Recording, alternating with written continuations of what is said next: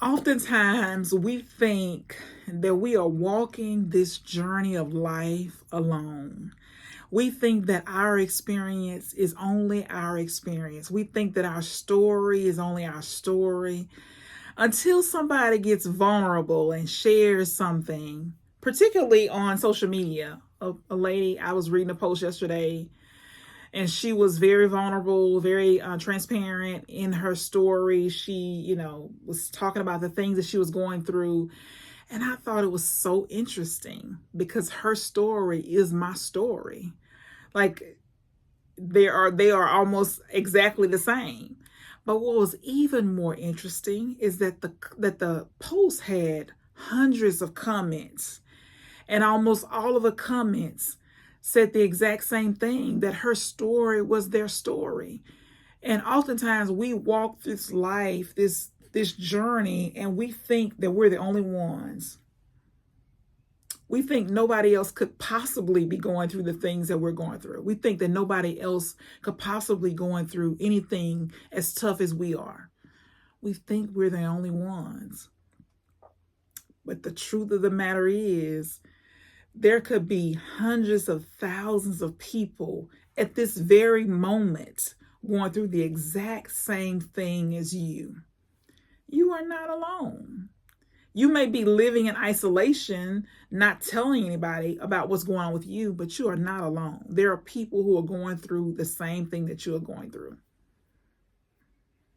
And I want to be sensitive with what I'm about to say. And my intention is not to hurt anyone's feelings, but what I believe is that our ancestors went through so much stuff, so much more stuff than we have. Of course, we've lived through a pandemic, right? So I'm not discounting that.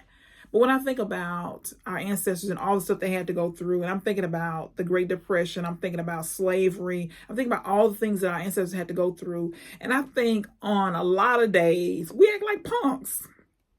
We act like punks. We quit every 5 minutes. We quit. Every 5 minutes we mad. Things don't go our way. We quit. And so, in my opinion, our ancestors were strong. They just persevered. They just kept going. They just kept trying. They didn't let anything get them. They just kept going. But we get something that we don't like and we quit. Something happened, we quit. Something happened, we quit. And we don't realize that, first of all, we're quitting on ourselves. But second of all, we set an example for our children, our nieces, our nephews, our siblings, whoever's watching us, that this is what we do. This is a norm, that when things get hard, we quit. When we look at our ancestors, they didn't quit. We won't be where we are if our ancestors had quit. If they had, every time something went wrong, they quit. We lose momentum every time we quit. We got to start all over. So we got to get to the point where we are continuing to go no matter what. When things are tough, we just continue to go no matter what. We just keep trying to get better. Our lives are better than anybody that ever lived on this planet. So how is our lives better and we quit at the slightest little thing? We got to build up our strength, our perseverance, tenacity.